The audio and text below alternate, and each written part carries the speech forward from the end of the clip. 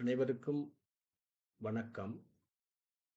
தற்போது விண்ணப்பங்கள் கோரப்பட்டிருக்கின்ற தென் மாகாண பட்டதாரி ஆசிரியர் நியமனங்களுக்கு விண்ணப்பம் செய்கின்ற போது, அ விண்ணப்பதாரிகள் வழங்கப்பட்டிருக்கின்ற கூகுள் ஃபார்ம் ஊடாக தங்களுடைய விண்ணப்பங்களை சப்மிட் செய்வதோடு, அந்த கூகுள் ஃபார்மினை டவுன்லோட் செய்து, அதாவது பிடிஎஃப்பாக டவுன்லோட் செய்து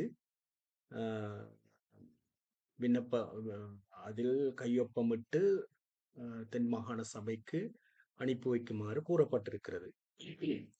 இவ்விடயம் சம்பந்தமாக பல மாணவர்கள் என்னுடன் கதைத்திருந்ததோடு நானும் தென் மாகாண சபையுடன் இது சம்பந்தமாக கதைத்த போது அவர்கள்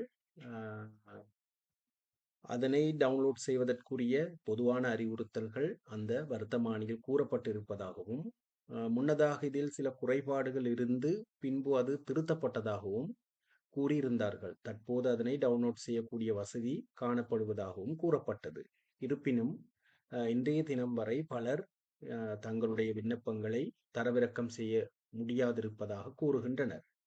எனவே நான் இந்த குறுகிய வீடியோ மூலமாக உங்களுக்கு அதனை தரவிறக்கம் செய்யக்கூடிய ஒரு முறையை பதிவிட்டிருக்கின்றேன். அந்த வகையில் நீங்கள் உங்களுடைய லிங்க் ஊடாக உங்களுக்கு கிடைக்கப்பெற்றிருக்கின்ற அந்த விண்ணப்பத்துக்குரிய கூகுள் லிங்க் ஊடாக உள்நுழைந்து கேட்கப்பட்டிருக்கின்ற சகல விடயங்களையும் பூர்ணப்படுத்துங்கள்.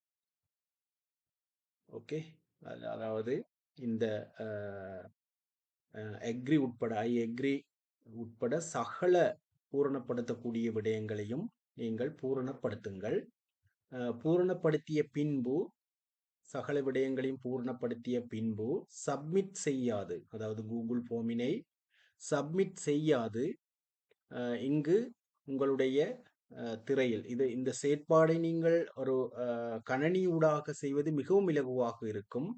மொபைல் போன்களிலும் செய்யக்கூடியதாக இருக்கும். இருந்தாலும் கணினி மூலம் மிகவும் இலகுவாக செய்யக்கூடியதாக இருக்கும். உங்களுடைய கூகுள் அக்கௌண்ட், அதாவது கூகுளினுடைய உங்களுடைய அந்த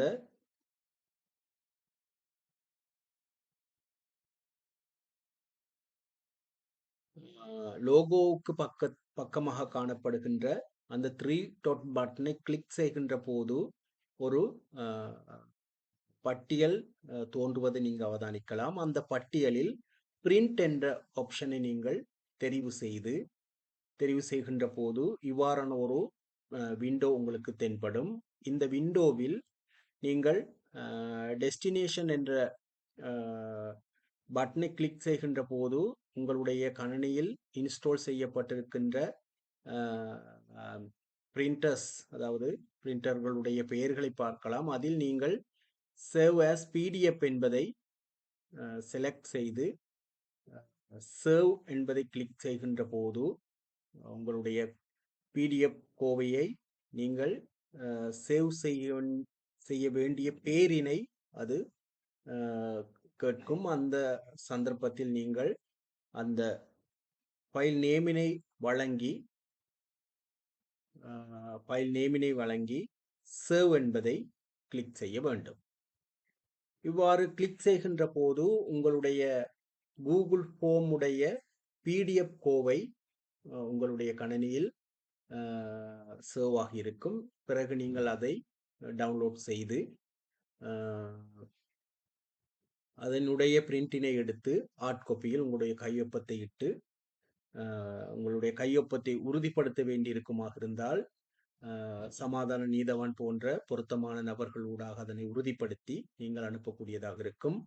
ஏற்கனவே உங்களுடைய கூகுள் ஃபார்மினை டவுன்லோட் செய்யாது சப்மிட் செய்தவர்களும் நீங்கள் ஏற்கனவே வழங்கிய தகவல்களை மீண்டும் டைப் செய்து அதனை சப்மிட் செய்யாது பிடிஎஃப்பாக டவுன்லோட் செய்து உங்களுக்கு அதனை அனுப்பக்கூடியதாக இருக்கும் என்று நினைக்கின்றேன். எனவே இந்த வீடியோ ஊடாக உங்களுக்கு ஓரளவாவது தகவல் உங்களுக்கு பெறக்கூடியதாக இருக்கும் என்று எண்ணுகின்றேன். நன்றி.